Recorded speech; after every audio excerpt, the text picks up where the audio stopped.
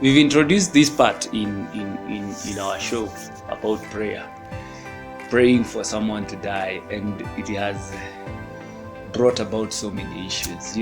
People, I'll say this, people confessing they prayed for some of their relatives to die, and you may not have prayed for a relative to die, but there are so many things that you may have prayed amiss. And God is faithful. He understands, number one, your pain. Where are you coming from? We as human beings will not understand that, but God will understand your pain. He will understand how you feel towards the person. Maybe they did something to you. They took advantage of you. They did so many bad things to you. And the best way, you take them to the authorities, and the authorities just let them go, and in your heart you're just planning on how I can kill this person. And because you're born again and you don't want to be arraigned in a court of law, you just tell God, now do it for me. Do it for me. We've had fathers who we wanted them out of our lives because of the past pain they've caused us in our families. I remember some time back I used to hate my dad. Reason because even in school when we were growing up, the only thing that could be identified with our home is wale watu wanapigana, na sio sisi wote tunapigana, ni baba yangu tu anapiga, anakuja anatugombanisha. So you go to school and there are these very beautiful girls and they don't even talk to you because wewe ni wakule watu upigana. And you feel bad and you hate your dad and you feel like God take him. We'll just mourn for 2 months and then after that it will be okay. But let me advise you. That person who you want out of your life is very important.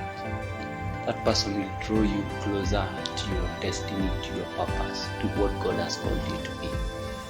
It's not that God does not see what they do to you. God sees and He allows, because He knows that the things that you'll go through this person will push you closer to what God has called you to become, to what God has called you to be.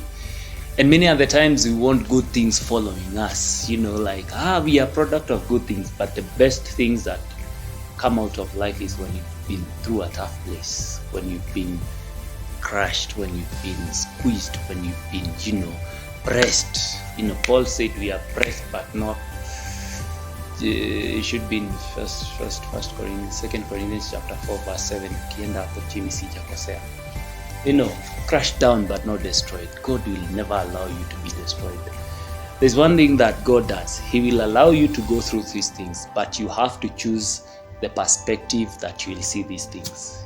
Because at the end of the day, the devil will only do one wrong thing, and then you'll proceed to do the wrong things. There's this story that is given whereby one man,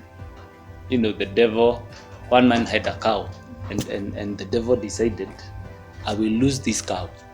The devil just lost the cow. The cow went to the neighbor's farm and ate the maize. So when he ate the maize, the owner of the maize came and found the maize eaten by the cow, and he slashed the cow to death. Then the owner of the cow came and found the cow dead, and he slashed the owner of the maize, and he died. Then the sons of the owner of the maize who died came and found their father dead. They slashed the father, the other guy, the owner of the cow, and he died. And the cycle continued until one day the devil was asked, why did you do all these things? And the devil said, I only untied the cow. The other things, I didn't do them. And sometimes the devil will just strike once. But the more the anger, the more the hate, the more the resentment that we allow in our lives, it is what drives us even to find us praying for someone to die. Don't reach there. We are so many. If all of us could come in this camera and say the bad things we've gone through, you'll understand that you're much better off than some of us. So ask God to lead you in prayer. Be fervent, have faith, and be persistent.